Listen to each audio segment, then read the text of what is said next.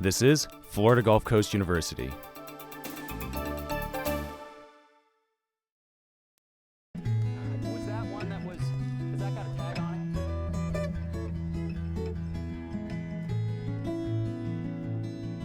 it? Pretty early, for some of the faculty that were here very early in our development, we recognized this tremendous potential that the campus had.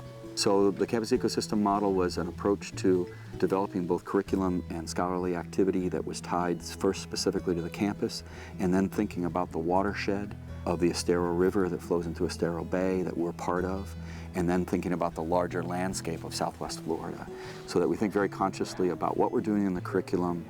Maybe the best example of that is if you have to teach a concept in the sciences, you could teach it by lecture. Often you teach it by lecture and you might supplement that teaching through a laboratory. So instead of that, why not bring them out into the field, bring them out onto campus, bring them out onto the landscape, and have them immersed, sometimes literally in the ecosystem to be able to learn the concepts. And then in that process, collect real data.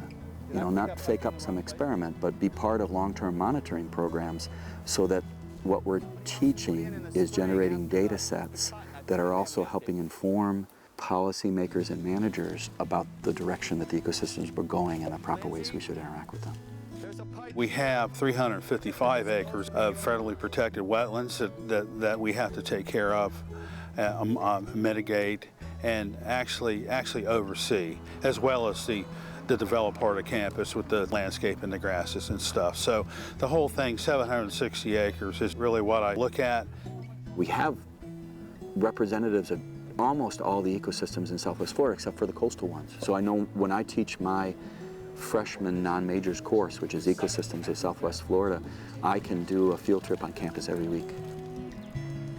So we laid out this grid when we started this plot, and then the last phase in this study plot was they came in and removed the Melaleuca, and in some cases removed them with mechanical means or even took them down by hand and then dragged them out. And in that process of removing the Melaleuca, some of the pipes got knocked down. So we're going back through and measuring from pipes that didn't get knocked down, cross-measuring, sort of laying our grid back out so we can come back out now and remeasure all the trees and see how they've responded to that removal. Any other ones after we put them in? I did my doctoral research on the impacts of hurricanes on forests in the Caribbean. So I've tried to take my scholarly interest into this direction of disturbance ecology, how irregular events shape the structure and function of ecosystems, and sort of evolved into an interest in some of the things that humans do to the landscape as being disturbances and how ecosystems respond to those. Invasive exotics, I think some people wouldn't think of as a disturbance by classical definitions. We think of them as relatively discrete events in time, but it's all a matter of scale. That a hurricane may last for hours on the landscape, and maybe a drought lasts for months, and maybe an exotic infestation takes place over decades. But they're all changes in the way that the ecosystem is structured. Plants and animals that come from places elsewhere, that are outside of their context of normal checks and balances, have the capacity to become invasive or dominant.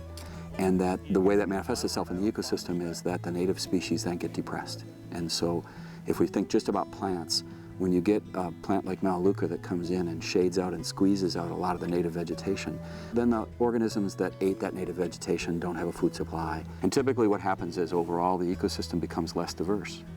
And increasingly ecologists are recognizing that there's a relationship between diversity and stability, diversity and sustainability. At least once, and this is long ago, I haven't seen it before, there was a alligator nest right along in here someplace. Wow. Just the other side of that line. I've always been interested in invasive exotics. So when I first started to think about my research here, I started to look at the Melaleuca. Actually, my undergrad research, when I was at Stetson University, my research was done right behind us on this site. And I knew that I would be coming here for my master's because I wanted to study underwind Everham. After I started, in May 2004, there was a wildfire on campus, and it was an opportune time to look at different ecosystems, and within that ecosystem, how it's affected by disturbance. This wasn't pristine land when I got here. It was a Melaleuca-infested forest. I think the function of the biology of the project is functioning a lot better now than it was. The landscape has changed dramatically in terms of the hydro period. I see personally the water staying here longer, filtering better. Instead of releasing a muddy torrent of water on the outside watershed, we hold water, we cleanse it out, and the water that we do release from campus is a clean trickle compared to what it was. I see wading birds in particularly that have colonized here where they didn't before. If we understand that ecological function is important, that we derive all kinds of economic benefits by having a landscape that cleans the water that runs off of our lawns and our parking lots before it goes down to our estuaries and negatively impacts our beaches, which would impact the tourists, which would impact our economy, or would impact the larval fish in the estuaries that lots of people come here or live here because they like to fish. This place has wonderful natural resources that attract a lot of people.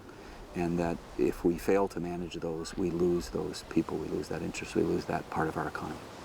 Well, I think what an ecological perspective is an enlightened one where people are looking at the ramifications of the decisions they make, taking the ecological consequences into your decision-making process. I'm seeing some of our graduates having, like Brenda, having a tremendous impact on the community. I'm not sure that I can say, I know I can't say that in terms of Brenda, I'm not sure how much I can say that that's something we've instilled in them, or is that something we brought and maybe empowered them with. I currently am the executive director at Crew Land and Water Trust, and what I help to oversee is our mission to preserve and protect the 60,000-acre watershed. It spans Lee and Collier County. It's a big project, and I work with a lot of different agencies to be able to do that. I'm really interested, and we're trying to figure out the right ways to be able to measure this. Do we change anybody's mind? Do we bring people in who are oblivious to the consequences of the decisions they make in their lives, and we raise their awareness to the point where they're thoughtful, committed members of larger communities? I hope that that's true. That's what we intend to do, but that's really hard to quantify. And I think it really demands, you can't tell that when they walk across the stage in their gown. You got to go back and ask them that 5 years later, 10 years later, to see if that took, if it really had an impact on their life.